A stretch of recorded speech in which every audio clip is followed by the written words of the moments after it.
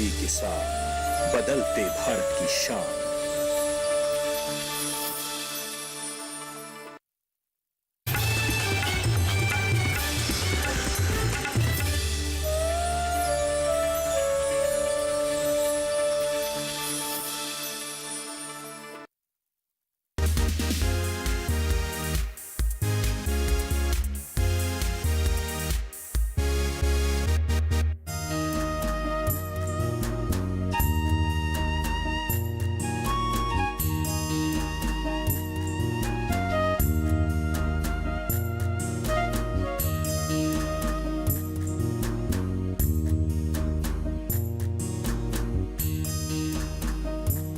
वनस्पति न सिर्फ इंसानी जिंदगी बल्कि पृथ्वी पर रहने वाले सभी जीव जंतुओं के जीवन चक्र का एक अहम हिस्सा है।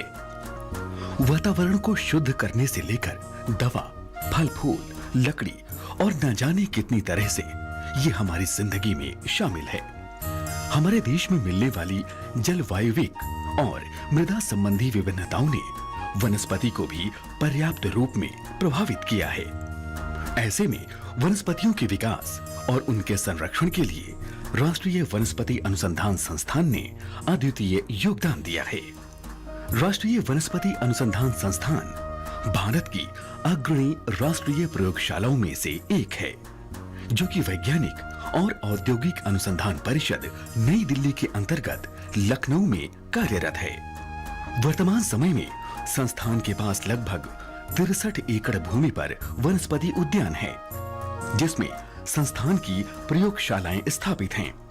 इसके अलावा बंथरा में लगभग 260 एकड़ भूमि अनुसंधान के लिए उपलब्ध है, जहां पर प्रयोग किए जा रहे हैं। आज संस्थान की छवि एक अंतरराष्ट्रीय स्तर के संस्थान के रूप में है, जहां हर साल नए उत्पाद विकसित किए जा रहे हैं। काफ़ी पुरानी संस्थान है ये, 1789 एडी से, बट आज का जो आधुनिक अनुसंधान संस्थान का हिसाब से एनबीआरए को लोग जानते हैं, वो 1953 जो कि सीएसआर ने उसको टेक ओवर किया था, और आज एक पूरा विश्व में खास करके किसानों भाइयों के लिए काफ़ी काम करता है। सो इसका मैंने जो एक्टिविटीज़ को मैंने आप लोगों के लिए 3 हेड में डिवाइड करूँगा।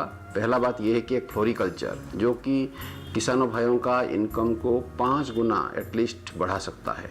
सो वो जो फ्लोरिकल्चर है, मतलब जो हमारा फूल का खेती करना और उसका वैल्यू एडिशन करना। किसानों भाइयों का मतलब नहीं कि खाली खेती करना, उसके साथ भी आप लोग जोड़ के साथ में मिल के फार्मर्स ग्रुप बना के उसका वैल्यू एडिशन भी कर सकते हैं, जैसे कि ज़्यादा फायदा आपको हो। जैसे कि आप जानते हैं हमारे पास ग्लैडियोलस का बहुत सारी वैरायटीज़ है, क्राइसेंथेमम वैरायटीज हर साल निकलता है। इसी तरह हमारे पास बोगनविलिया है, इसी तरह हमारे पास ट्यूबरोज हैं, रोज हैं। ये सब आप लोग लीजिए ये वैरायटीज़ को। इसमें बहुत सारी अनोखा वैरायटीज़ हैं जो कि मार्केट में काफ़ी डिमांड है, और उसमें बहुत सारी वैरायटीज़ है जिसका कि एक्सपोर्ट पोटेंशियल है, बाहर को हम लोग निर्यात कर सकते हैं, जैसे कि इनकम आपका काफ़ी बढ़ सकता है। फ्लोरिकल्चर का अंदर में भी हमारा एक काम है कि आप जानते हैं कि बहुत सारी फूल है जो कि बहुत अच्छे हैं, सुंदर है, खुशबूदार है, लेकिन अभी भी वो कमर्शियल फ्लोरिकल्चर में इन्वॉल्व नहीं हुआ। जैसे फॉर एग्जांपल मैं आपको बताऊंगा, हमारा नेशनल फ्लावर जो लोटस है, कितना लोग लोटस खेती करते हैं, बहुत कम लोग करते हैं, लेकिन बाहर में इसका बहुत डिमांड है और इसका जो एक्सपोर्ट पोटेंशियल बहुत ज़्यादा है, क्योंकि उसका राइजोम जो होता है काफ़ी न्यूट्रिशियस होता है, उससे हम लोग न्यूट्रिशियस फूड मटेरियल बनाते हैं। इसीलिए बाहर का कंट्री में खास करके यूएस है, जापान है, ऑस्ट्रेलिया है, काफ़ी डिमांड है इसका, हम लोग काफ़ी एक्सपोर्ट कर सकते हैं। सो इसी तरह हम लोग सेकेंड पॉइंट में आप लोगों को बताऊंगा जो मेडिसिनल प्लांट सेक्टर है। ये तो गया फूल का खेती के बारे में। सो उसका मेथड्स हम लोग के पास है, आप लोग लीजिए, उसको करिए। मेडिसिनल प्लांट्स जो हैं, एनबीआरआई जाना जाता है कि बहुत सारी हर्बल फॉर्मुलेशन डेवलप करने के लिए, डायबिटीज़ हो या किडनी स्टोन हो या दांत का प्रॉब्लम को सॉल्व करने में हो, या इसी तरह एंटीऑक्सीडेंट्स हो, इसी तरह बहुत सारी बीमारियों का मेडिसिन एनबीआरआई डेवलप किया है। उसका जो रॉ मटेरियल्स होते हैं, और रॉ मटेरियल्स आप लोग अच्छे से बढ़ा सकते हैं। इसी तरह बहुत सारी और भी मेडिसिनल औषधीय पौधा है जिसको कि आप खेती कर सकते हैं और बहुत सारे लोग रेडी हैं उसको खरीदने के लिए, और इसका डिमांड बहुत ज़्यादा है, प्रोडक्शन कम है। सो इसी फील्ड में मैं आप लोगों को रिक्वेस्ट करूँगा, हमारे किसान भाइयों को, कि ट्रेडिशनल क्रॉप जैसे राइस हो, गेहूँ हो, उसका जगह में इस तरह जो ज़्यादा आप लोगों को प्रॉफिट देगा, इनकम देगा, इस तरह क्रॉप को अपनाएं। सो एक तो मैंने बताया कि फर्स्ट है फ्लोरिकल्चरल क्रॉप्स, दूसरा हुआ ये औषधीय पौधा जो है। अभी तीसरा बात जो मैं आपको कहने वाला हूँ ये है कि जो खेती करेंगे उसके साथ आप लोग उसका जो प्रोडक्टिविटी, जो पैदावार बढ़ाने के लिए बायो फर्टिलाइजर्स का यूज़ करिए। और वो बायो फर्टिलाइजर्स NBRI बहुत सारे डेवलप किए हैं, फास्फोरस कमी को पूरा करने के लिए हो, या नाइट्रोजन कमी को पूरा करने हो, या ऐसे भी जनरल ग्रोथ स्टिमुलेंट है इसको बढ़ाने के लिए। इस तरह बहुत सारे हमारा पास बायो फर्टिलाइजर्स है, उसको आप लोग लीजिए और इवन आप लोगों का अंदर में जिसका कैपेसिटी है उसको प्रोडक्शन करिए। बहुत ज़्यादा इन्वेस्टमेंट नहीं होता इसमें एंटरप्रेन्योरशिप भी डेवलप हो सकता है, और आप लोग उसको यूज़ करिए और प्रोडक्टिविटी बढ़ाइए। राष्ट्रीय वनस्पति अनुसंधान संस्थान को विभिन्न प्रजातियों का संकलन, स्थापना और उनके संरक्षण के लिए एक राष्ट्रीय स्तर का पादप संग्रहालय बनाने के उद्देश्य से शुरू किया गया। इसके अलावा राष्ट्रीय और अंतर्राष्ट्रीय स्तर की विभिन्न प्रजातियों को संग्रहित कर स्थानीय जलवायु में उनको बढ़ावा देना और सजावटी जंगली पौधों की प्रजातियों की पहचान और उनका संवर्धन करना था। हमारे संस्थान का वनस्पति उद्यान और पुष्प कृषि अनुभाग किसानों के लिए समुचित तकनीकी का विकास करने में लगा हुआ है। यहाँ पर वनस्पति उद्यान में जहाँ लगभग 6000 विभिन्न प्रजातियों का संग्रह और संरक्षण किया जा रहा है, वहीं पुष्प कृषि अनुभाग द्वारा फ्लोरिकल्चर यानी कि फूलों की खेती को बढ़ावा देने के लिए अनुसंधान कार्य किया जाता है। फूलों की खेती में ग्लैडुलस, जो बहुत ही लोकप्रिय फसल है, उसको पहाड़ों से लाकर देश के मैदानी भागों में पॉपुलर बनाने में, लोकप्रिय बनाने में, उसकी अच्छी उन्नत किस्मों का विकास करके, उसकी तकनीकी विकसित करके किसानों तक पहुंचाने का काम हमारे संस्थान ने किया है। इसके अलावा जो फूलों की खेती को बढ़ावा देने के लिए अन्य कार्य किए गए हैं, उसमें से प्रमुख रहा है जरबेरा का, जो एक संरक्षित खेती की जाती है, पॉली हाउस के अंदर इसको उगाया जाता है। हमारे संस्थान ने सबसे पहले एक मॉडल पॉली हाउस जरबेरा का बनाया लगभग 10 साल पहले, और उस लोकप्रिय मॉडल की अवधारणा पर पूरे प्रदेश में अनेक जरबेरा के पॉली हाउस बन चुके हैं। इसी तरह से गेंदा, रजनीगंधा, बोगनवेलिया, गुलदाउदी, इन फसलों को लोकप्रिय बनाने का काम हमारे संस्थान ने किया है। जो मुख्यतः किसानों के लिए लोकप्रिय हैं, उनमें ग्लैडुलस सबसे मुख्य फसल है। इसी प्रकार से संस्थान का एक दूसरा विभाग है जिसको हम लोग बंथरा अनुसंधान केंद्र के नाम से जानते हैं। यहाँ पर ऊसर जमीन को सुधार करके उसको उपयोगी बनाने के अनेक प्रयोग किए गए हैं। अभी हाल के वर्षों में हल्दी की एक उन्नत किस्म केसरी का विकास किया गया।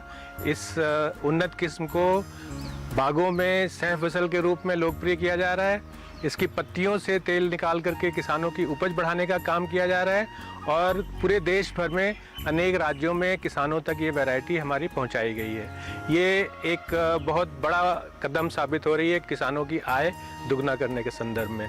इसी प्रकार से बंथरा में जो खास तौर से सागौन और पॉपुलर आधारित ये वृक्ष हैं, सागौन और पॉपुलर, इनके साथ कौन सी फसलों की खेती किस तरह से की जा सकती है, ये काम हम लोग करते हैं। संस्थान हमारे देश के राष्ट्रीय फूल कमल के संरक्षण के लिए भी काम कर रहा है। इसकी वजह ये है कि ये पौधा बहुत ही संकटग्रस्त है।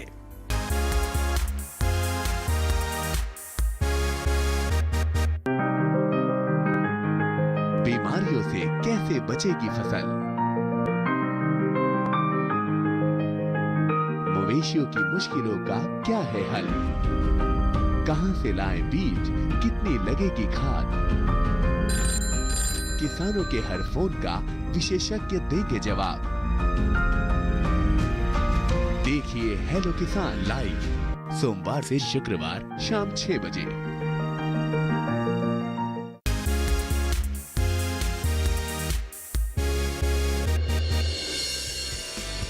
संस्थान ने सबसे पहले एक मॉडल पॉली हाउस जरबेरा का बनाया लगभग 10 साल पहले, और उस लोकप्रिय मॉडल की अवधारणा पर प्रदेश में अनेक पॉली हाउस बन चुके हैं।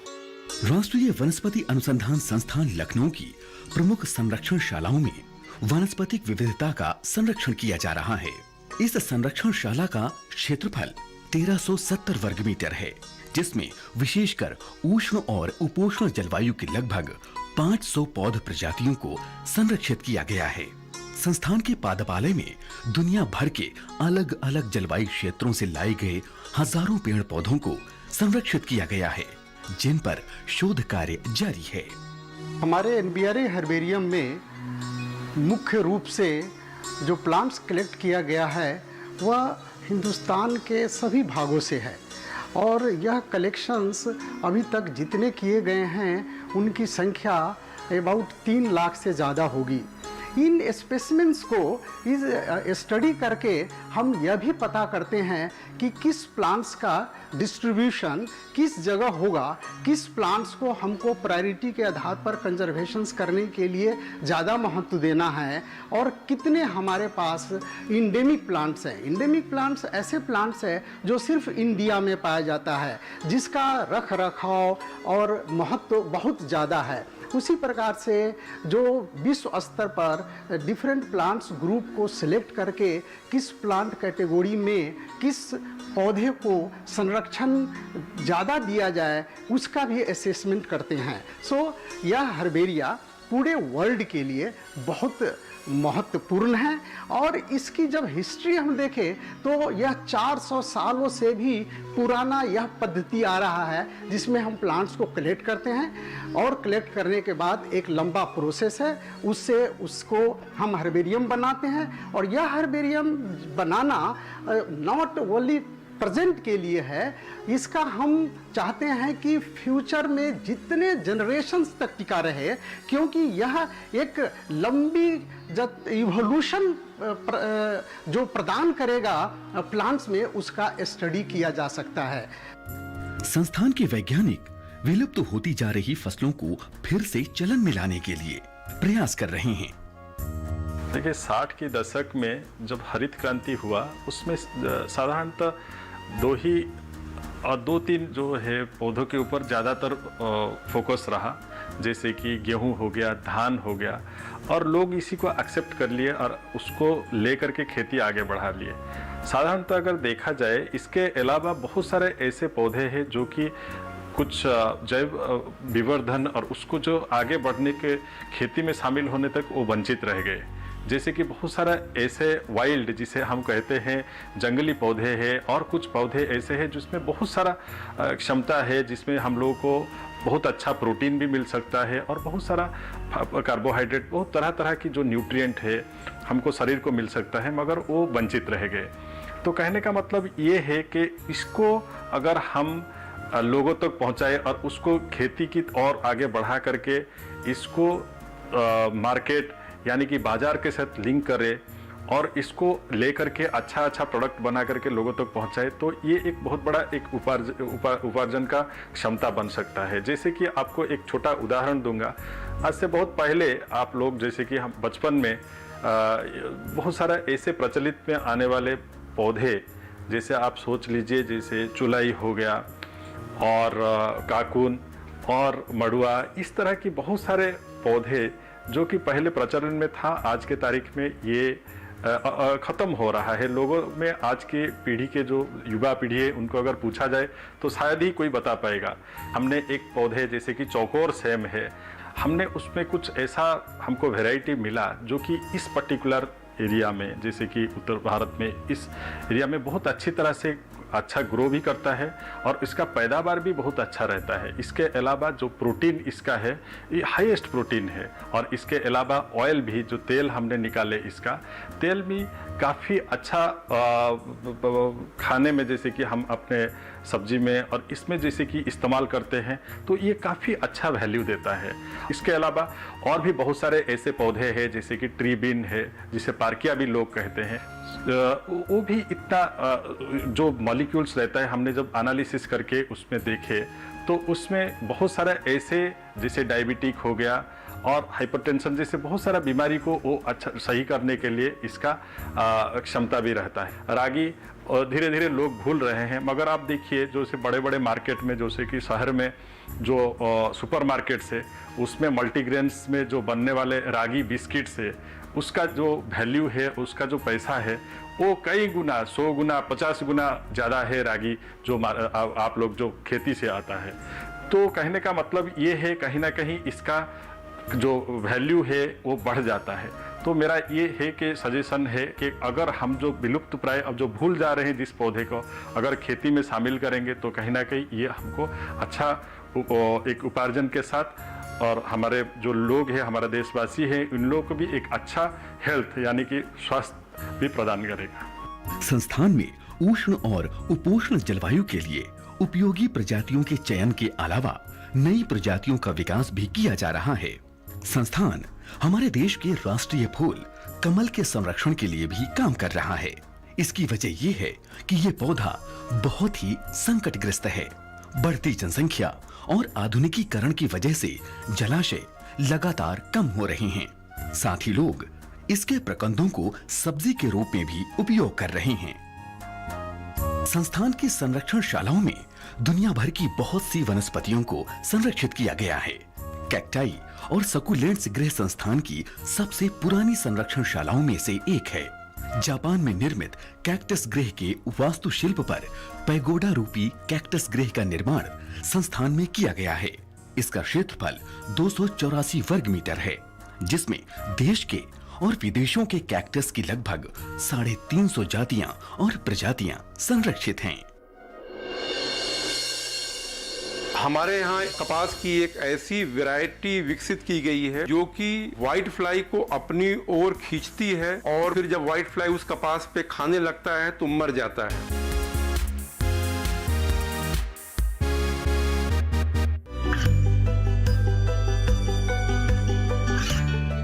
गांवों और पिछड़े क्षेत्रों में सरकारी योजनाओं की जानकारी पहुंचा। देश में कौशल और क्षमता विकास कर ग्रामीणों को सामाजिक बदलाव और विकास से जोड़ने की दूरदर्शन किसान की पहल चौपाल चर्चा देखें सोमवार से शुक्रवार सुबह 9 बजे।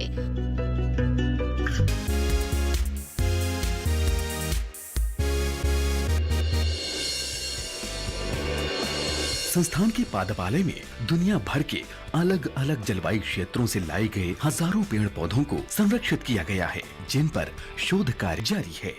संस्थान बदलते हुए वातावरणीय परिवेश में फसलों का उत्पादन कैसे किया जाए, इस पर भी शोध कर रहा है। ऐसा माना जाता है कि आने वाले समय में धूप यानी रोशनी अधिक होगी और तापमान बढ़ेगा। हवा में कार्बन डाइऑक्साइड की मात्रा बढ़ेगी। ऐसी परिस्थितियों में कृषि उत्पादन क्षमता बढ़ाना एक चुनौती है, जिसे संस्थान के वैज्ञानिकों ने स्वीकार किया है और शोध कार्य शुरू कर दिया है। जैसे आप सभी जानते हैं कि पर्यावरण में बदलाव आ रहा है, जिसे हम इंग्लिश में कहते हैं कि क्लाइमेट चेंज हो रहा है। तो इस बदलते हुए पर्यावरण को देखते हुए हमारा विभाग जो है इस पे कुछ शोध कार्य कर रहा है। जो आपका मानसून है उसमें एक बदलाव देखा गया है। कई बार जो है मानसून जो है बहुत लंबे समय के लिए होता है या बारिश में सूखा पड़ता है, बारिश कम होती है और एक अधिक समय के लिए जो है सूखे का सामना किसान भाइयों को करना पड़ता है। आने वाले दिनों में जो पर्यावरण में जो बदल आ रहा है, इससे यही वैज्ञानिक अनुमान लगा रहे हैं कि हम लोग का जो सूखे वाला समय है ये बढ़ता रहेगा, पानी की समस्याएं बढ़ेगी खेती के लिए। इन सब चीज़ों को मद्देनज़र रखते हुए हम इस पे कुछ शोध कार्य ये कर रहे हैं कि आने वाले समय में हमारे जो कृषि के जो फसलें हैं वो किस तरह से अपने आप को इस बदलाव वाले परिस्थिति में अपने आप को ढालेंगे।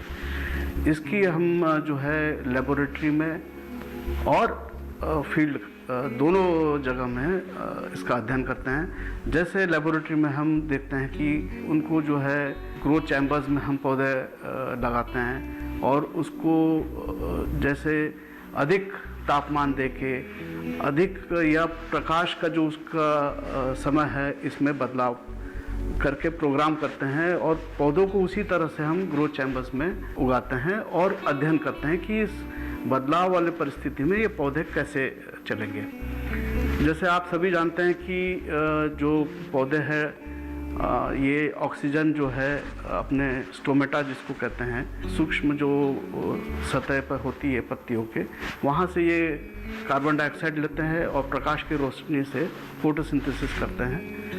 और इसका अध्ययन भी हम लोग करते हैं कि ये बदलने वाले परिस्थिति में इनका फोटोसिंथेसिस किस तरह से कम या ज़्यादा होगा। जैसे प्रदूषण की वजह से CO2 की मात्रा भी वायु में बढ़ रही है। इस समय 400 ppm जिसे हम कहते हैं इतनी CO2 की मात्रा है, जो अनुमान लगाया जा रहा है कि 450 ppm तक हो जाएगी अगले 30 साल में। तो इन सब परिस्थितियों में ये पौधे कैसे अपने आप को ढालेंगे, और उद्देश्य यही है कि आने वाले परिस्थितियों में ये कौन सी किस्में हम किसान भाइयों को दे सकते हैं जो बेहतर इन सब बदलते हुए परिस्थितियों में काम अधिक से अधिक उत्पादन देंगे। जैसे गेहूं की है, चावल की है, कपास की है, ग्वार है, इन सब पौधों पे हम लोग यहाँ पे रिसर्च करते हैं कि आने वाले समय में जब तापमान बढ़ा हुआ होगा, प्रकाश ज़्यादा होगा, पानी कम होगा, इन सब परिस्थितियों में ये पौधे कौन से हैं, उसकी कौन सी प्रजातियाँ हैं जो इस बदलते वाले समय में अच्छा उत्पादन देगी। कोशिश करते हैं कि ये नए वैरायटीज़ किसान भाइयों तक पहुंचाने की कोशिश करेंगे। संस्थान में वायरस जनित रोगों से कपास, टमाटर और पपीते जैसी फसलों को बचाने के लिए एक तकनीक विकसित की गई है। इस तकनीक में व्हाइट फ्लाई को कपास की एक विशेष प्रजाति से नियंत्रित किया जा सकता है।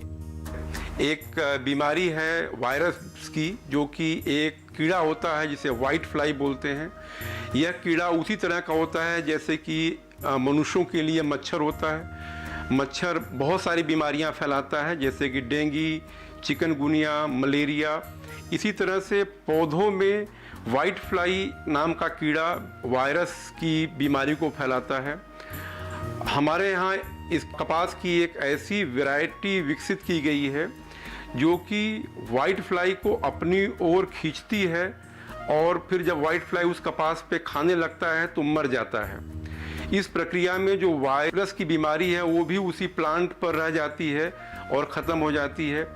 जब ऐसे बहुत सारे पौधे हैं जैसे टमाटर, पपीता, इनमें विषाणुओं की बीमारी, वायरस की बीमारी बहुत बड़े स्केल पर होती है और उत्पादन बहुत कम हो जाता है, किसानों को बहुत नुकसान होता है। हमने अपने प्रयोग में ये दिखाया है कि अगर हम कपास के पौधे शुरू में लगा दें और उसके बीच में टमाटर का पौधा लगाएं तो बगैर पेस्टिसाइड के इस्तेमाल के बहुत ज़्यादा टमाटर का प्रोडक्शन होता है। एक पौधे पर कम से कम 16 से 20 किलोग्राम टमाटर हम पैदा कर सकते हैं और काफ़ी लंबे अंतराल तक टमाटर को पैदा कर सकते हैं। करीब करीब दिसंबर के अंत से लेकर के और मई तक टमाटर का उत्पादन होता रहेगा और किसान उसको अच्छे प्राइस पर बेच सकेंगे। इसमें चूँकि पेस्टिसाइड का इस्तेमाल नहीं होगा तो यह जो है एक तरह की ऑर्गेनिक फार्मिंग होगी और उपभोक्ताओं को ये काफ़ी लुभाएगी। इसी टेक्नोलॉजी से हमने ये दिखाया है, शो किया है कि अगर कॉटन को लगा दिया जाए और फिर पपीता लगा दिया जाए तो आप देखेंगे कि बहुत अच्छी तरीके से पपीता जो है विकास होता है, उसका पौधा बहुत स्वस्थ रहता है और उसमें वायरस की बीमारी नहीं आती है और खूब सारा प्रोडक्शन होता है। संस्थान कृषि फसलों में लगने वाले रोगों से फसलों को बचाने के लिए नए शोध और प्रयोग कर रहा है जिससे फसलों को बचाया जा सके। इसके साथ ही संस्थान बायोखाद और कीटनाशकों का निर्माण कर उन्हें किसानों तक पहुंचा रहा है। एनबीआरआई का उपलब्धियों में सबसे एक बड़ा उपलब्धि जो होता है, हम लोग जो क्रॉप का क्वालिटी इंप्रूव करते हैं, जो क्रॉप का प्रॉब्लम्स है उसको सॉल्व करते हैं। जैसे कि कॉटन क्रॉप है, जो कपास का जो है, उसमें एक सबसे बड़ा प्रॉब्लम है कि उसका कीड़ा खाना। सो 5 कीड़ा है उसका। सो हम लोग अभी क्या कर रहे हैं कि उसको जो ऐसे वैरायटी डेवलप कर रहे हैं ट्रांसजेनिक मेथड से, मोलिकुलर ब्रीडिंग मेथड से, जो कि कीड़ा से रेजिस्टेंट हो जाएंगे। इसी तरह हम लोग के पास कुछ ग्रीन मॉलिक्यूल्स हैं जो कि स्प्रे करने से आपका प्रोडक्टिविटी बढ़ जाएगा, जो कि 10 से 20% कॉटन का यील्ड बढ़ सकता है। राष्ट्रीय वनस्पति अनुसंधान संस्थान की ये सभी संरक्षणशालाएं, प्रयोगशालाएं छात्रों, अध्यापकों, शोधार्थियों और आम जनता के लिए इस वनस्पति उद्यान में आकर्षण का केंद्र हैं। इनमें संरक्षित पौधों की यादें इनके मानस पटल पर एक लंबे समय तक बनी रहती हैं। साथ ही वनस्पति विज्ञान में शिक्षण और शोध कार्यों की जिज्ञासा बनाए रखती हैं। संस्थान वनस्पतियों के संरक्षण, विकास, कृषि उपयोगी नवीन उत्पाद और प्रौद्योगिकियां विकसित करने के लिए प्रतिबद्ध है। इस संस्थान की स्थापना वर्ष 1962 में झांसी में की गई। झांसी में केंद्र को स्थापित करने का मुख्य कारण यहाँ पर पाई जाने वाली घासों में जैव विविधता थी।